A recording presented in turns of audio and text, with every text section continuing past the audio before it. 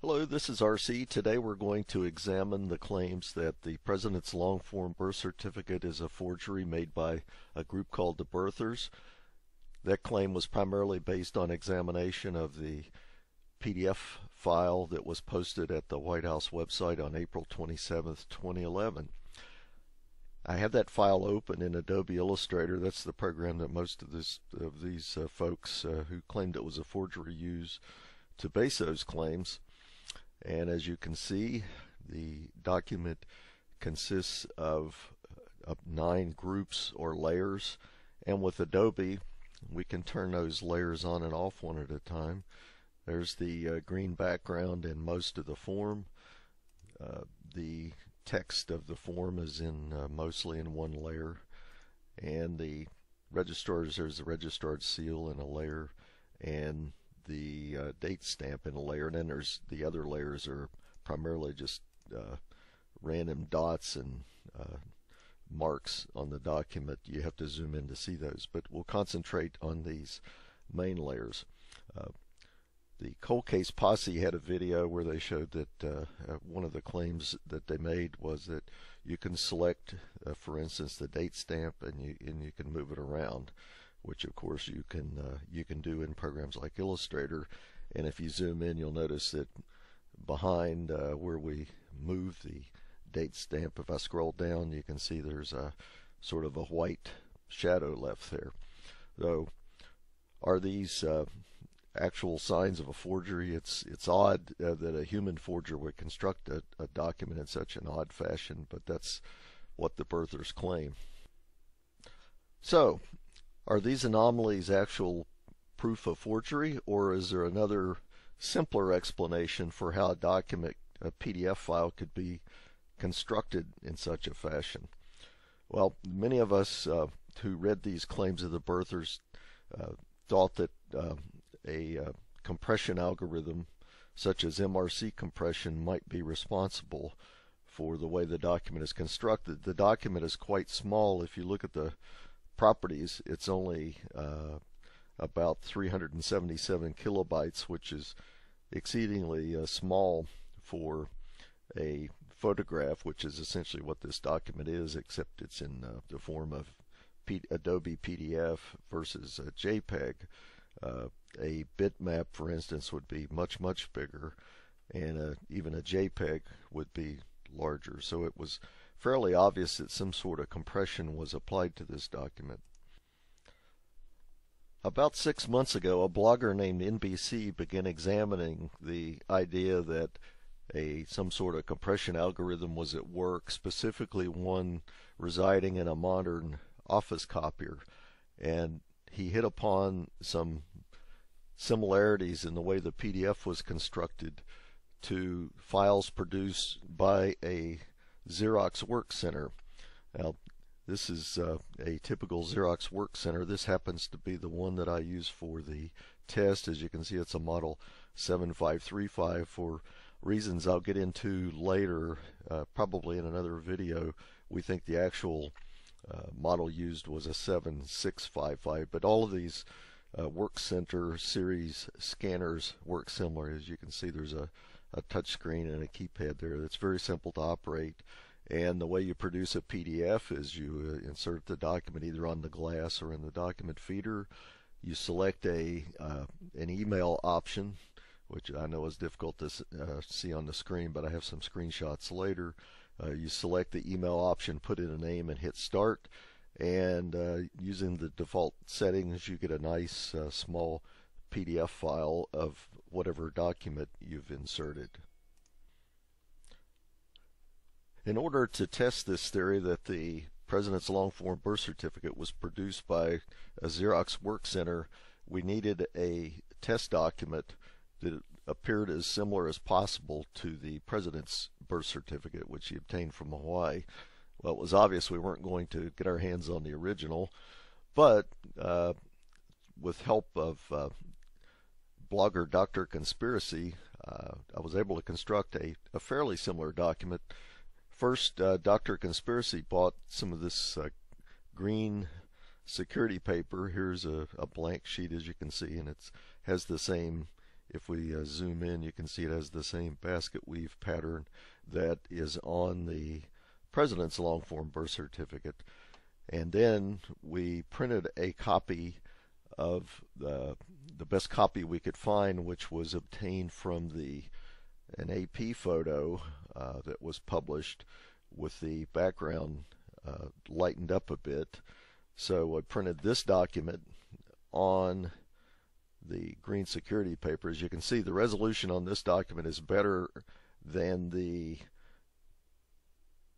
PDF file that was posted at the White House website.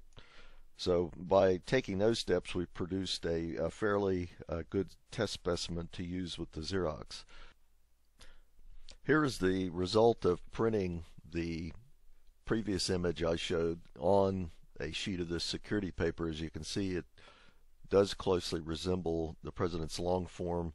Obviously, the detail is not quite as good as the original because we're working with at best a second generation copy, but it is a reasonable facsimile of the birth certificate to use for our testing. Now we have to take one slight digression here. Remember that the long form birth certificate posted on the White House, when you examine the properties in Adobe, shows that the producer is the application called Quartz or Preview on a Mac. Now it appears that the file went through this step of saving it in Preview. We don't exactly know the reason for that. The most likely reason is that once the person who scanned the image on the Xerox opened it up, it was oriented upside down, which is very easy to do. I've done that myself. So they opened it on a Mac and then rotated it to the right orientation and resaved it. So when that happens, as I'll show a little bit later, that changes the metadata in the properties to show that the creator is actually Quartz and the application is Preview, as we see here. And also it saves it to a PDF version 1.3 of Adobe Acrobat.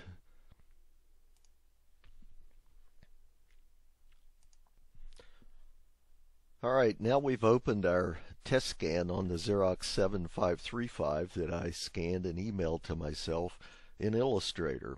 And as you can see, one thing that's obvious is that even though I scanned it, I thought right side up, Adobe displays it in landscape mode in Illustrator. This seems to be a function of Illustrator. Adobe Reader displays it properly in portrait orientation, but one thing I've found is every document I've scanned on a 7535 when opened in Illustrator shows up in landscape mode, so it doesn't interpret a rotation command properly.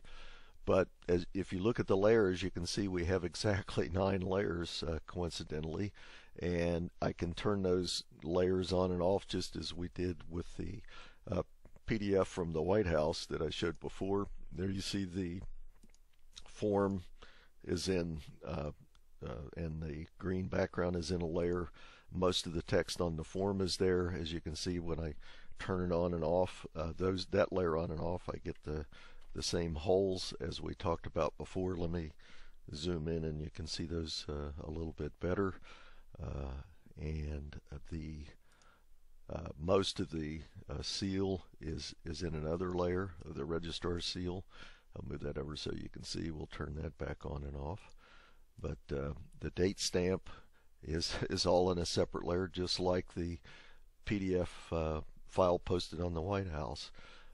I found this to be rather remarkable, and did this by simply printing a copy on the same green security paper. And I can also move these, select this and move it around just like the Cold Case Posse did, and you can see the same holes are left there. One other thing I'd like to point out is that the Xerox 7535 applied this white border around the document. As you can see from the ruler I've turned on, it's approximately 1/8 of an inch in width on both the sides and top and bottom. And that is a feature of this Xerox line of work centers called Edge Erase. It's on by default. It puts that white border on there to hide the edge of the paper. You can also use it to hide things like hole punches and staple marks. I took this same 7535 text or a PDF file that we created, opened it on a Mac in preview, and this is a screenshot of the menu that you get when you open it up and save it again after doing any orientation change or manipulation like that. So when you open it up, you get these options, and then if you select PDF in the lower left, one of the options is to save as a PDF. So that's exactly what I did, and we'll open that file now in Illustrator. Now we've opened our test file after saving it in preview on the Mac in Adobe Illustrator, and as you can see, the layers are still there. But one of the things that preview does is apply this overall clipping path. And you may have remembered when we looked at the White House published PDF, it's had this same overall clipping path. The groups, though, remain the same, or the layers. As I said before, the form and the green background are in a layer. The most of the text is in a layer, and most of the seal is separated out, as is the date stamp, and we can turn those on and off just by clicking that same button. So the properties are very, very similar to the White House document. So what we've shown is that just through a simple two-step workflow process of scanning a birth certificate on the Xerox Work Center and then saving it in preview, we get a document almost identical to the one published by the White House. One of the claims of forgery made by the Cold Case Posse in their videos produced by a person named Mark Galar is that documents don't have clipping mask, like shouldn't have the clipping mask. Well, as you can see, after this document was run through preview, or this file, we do have a clipping path, and we can release that clipping mask by releasing it with this command. And as you can see, the border produced by the Xerox is still there. The 1/8 inch border is still there, and the clipping path hid part of the green security paper background. We could, of course, had a pencil mark or tick mark as the actual long form birth certificate does. I could have written something up in here, and then the clipping path could have hidden that, and I could undo that release and put it back on, or we can redo the clipping mask and turn it back off. So to summarize, what we've shown today is that just by printing a copy of the President's long form birth certificate onto a sheet of green security paper, scanning it to email on a Xerox 7535 Work Center, and then resaving it on a Mac after opening it and resaving it as a new PDF, we get a PDF that displays all the oddities that were claimed to be marks of forgery in the President's long form birth certificate, those claims made by the so-called birther experts like Doug Vogt, Mara Zabest, and others, and still made to this day by the Cold Case Posse. So which is more likely, that someone assembled a document with these odd layers from scratch, or that a simple workflow process using machines that we know are in the White House because of government contracts with Xerox that we found, and other documents that show the creators of Xerox created this document? You be the judge.